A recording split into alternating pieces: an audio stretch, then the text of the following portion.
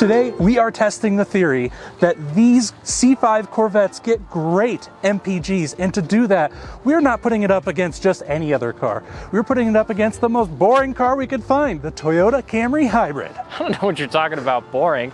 This is a very sporty Camry, and actually high performance in a very different way from that Corvette. This is a brand new Toyota Camry Hybrid, and to test how efficient that Corvette either is or isn't, we are going to run an MPG loop. So propelling this C5 Corvette down the road is a 5.7 liter LS V8 pumping out 345 horsepower. And you know, to modern standards compared to the brand new Corvette, that doesn't seem like much.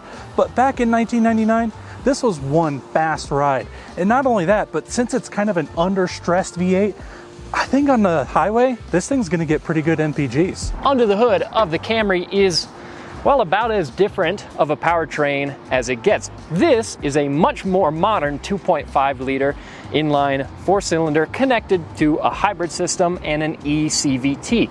Sure, the horsepower output is only 208 compared to the beastly Corvette's 345, but this is a test of MPG, and I will tell you that this engine is going to get a lot of them. Now, this was actually the last car on the planet that came with pop-up headlights. So to help me get those good MPGs, I'm gonna go with them down.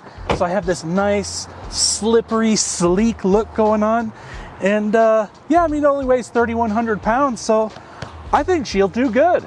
Yeah, I mean, that much I will admit you do have going for you. This is a very low, streamlined car. If you look at it side by side with the Toyota looks like it's twice the height. Now, before we get going on our MPG loop, filling up this Corvette, well, we've got to make sure that we're fully topped off so that when we're done with our loop, we come back here, we fill up as we always do, and we find out exactly how much fuel we used for the amount of miles that we did. And we're filling up at our local Sinclair station because they put DynoCare additives in their fuel. That's helping our Corvette and this Camry run better, and you can also even get their app and you can save a bunch of money, which is nice because fuel has been pretty expensive. Although, look at this, dude. That's not that bad. It's coming well down. Under 4. It's coming down. I mean, we're in Boulder, the probably one of the more expensive areas of Colorado, but it's dropping. Yeah, that's pretty good. So let's go ahead and fill up the Corvette, and we'll do the same with the Camry, and we'll get on the road. Sounds good. All right, so we're going for 87 octane in both of these vehicles to make everything even. And this is the Everyman Sport Car.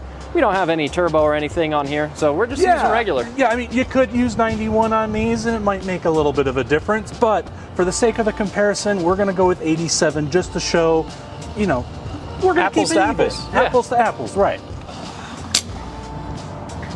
All right, so we waited the 30 seconds and we're gonna give it just that little bit of extra gas just to make sure it's fully topped off.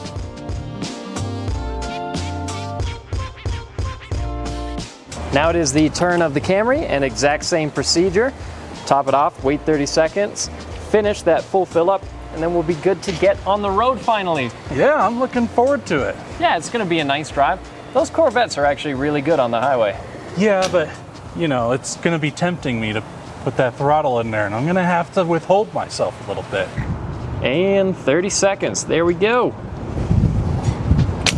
Just an extra splash, and now we're good to get on the road. Let's do it. So Brendan, we are now on the tollway where we are going to do the majority of our MPG loop. And this is an MPG loop set at the speed limit here of 75 miles per hour. I happen to know that those Corvettes tend to do better on fuel economy if you're actually going on the quicker side. Yeah, that's what I hear as well. And I know these things were rated at 27 miles per gallon on the highway from the factory, but I suspect it may do a little bit better than that. Again, especially at these higher speeds, you can't overstate the effect of the aerodynamics on that car. Also, the gearing, 273 gearing on that rear end, means that your RPMs are actually pretty low, even at this speed. You know, I have to say, this is my first time sitting in a nice C5. I've sat in some clapped out ones, and this is a pretty comfortable ride, man. I could see taking a road trip in this thing, and I don't know, with what my MPGs are reading on here, I think it'd be a pretty efficient road trip as well. Well, we'll hold out on saying what our MPGs are until we get to the pump so we can confirm them and have a big reveal. But yeah, from the interior of this Camry, I have to say, unsurprisingly, the car is whisper quiet. It is very smooth going down the road. Lots of technology here. It's just a very driver-friendly, practical, all-around car. It's one of the reasons that this is among the best-selling cars on the market. It's a Camry, right? It's when people think of what's the car to get, that is the first one that comes to mind. And so it really does kind of set the trend for what a basic transportation car should be at its best. We've got, again, near 60 miles before our loop is over, and we're just now getting rolling. So we've got a lot of our drives still to come, and then we'll finally see how good that Corvette really can be when it comes to fuel economy.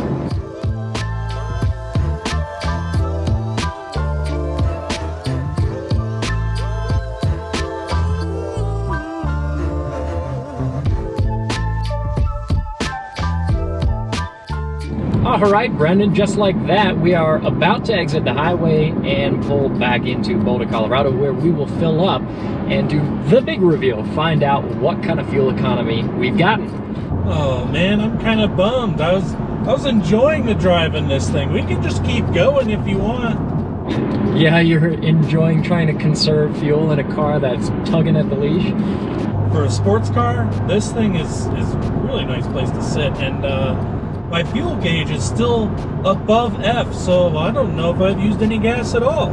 Now, I have to admit to you, Brendan, I have been driving this Camry in eco mode, which should help me conserve even more fuel. And of course, we're driving with the AC off because it's wintertime, don't need the AC. Although neither of us are hypermiling. We're going the speed limit and we're driving as regular people would drive these cars on a daily basis. Yeah, exactly. I mean, I'm not flooring it on the on-ramps like I really want to, but I'm kind of easing onto the throttle, trying to give it the best chance that I can. And I don't know if this helps, but I put it in touring mode. I don't have an eco mode because, well, we're not worried in the Corvette about being eco-friendly, except for today. Yeah, that's a fair point. The Corvette was not necessarily designed to be fuel efficient. It just so happens that its aerodynamics and tall gearing make it surprisingly good. So we are about to pull up to the pumps and then we can do our calculation, find out just what we did.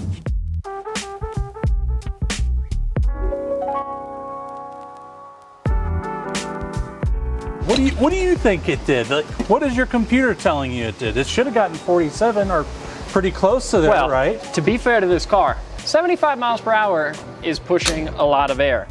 And my car thinks that it got 42.8. Now, we just put in a gallon. We've got the timer going for the next 30 seconds to top off, and then we can do the calculation.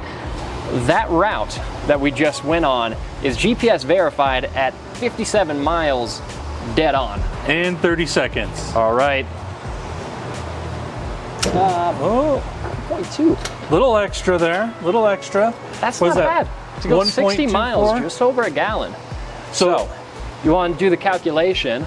Yeah, so how many miles exactly? 57 divided by 1.241.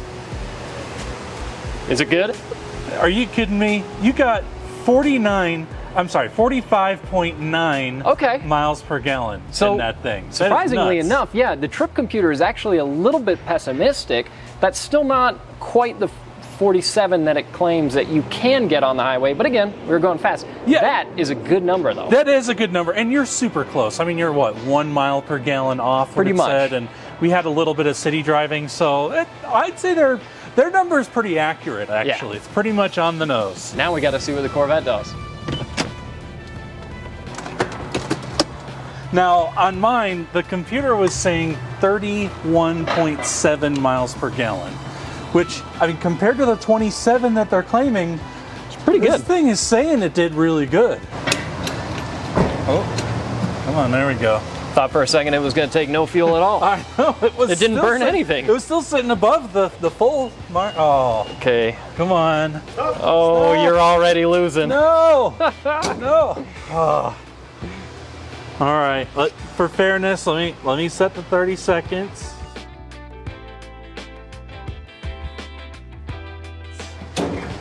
Okay, that's it. So it's at 1.849 and we did 57 miles. So almost exactly 0.6 of a gallon more. So I did 30.8 miles Okay. to the gallon. So you actually did better than your rating. Maybe Chevy was underselling it a little bit on these guys. Yeah, but 30 miles per gallon from a fire-breathing 5.7 liter V8 sports car is really pretty impressive. It is pretty impressive, but in all reality, let's face it here. I don't think they meant for it to get 30 miles to the gallon. No, it's just a random side effect. It happened to get 30 miles to the gallon. And so now everybody's like, hey, look at that. So there you have it. If you do a lot of highway driving, Corvette actually might be a more practical car than you would think. There you go. Yeah, take a road trip in this thing and 30 MPGs on 87 octane. I mean, that's not bad. It's not bad at all. Yeah.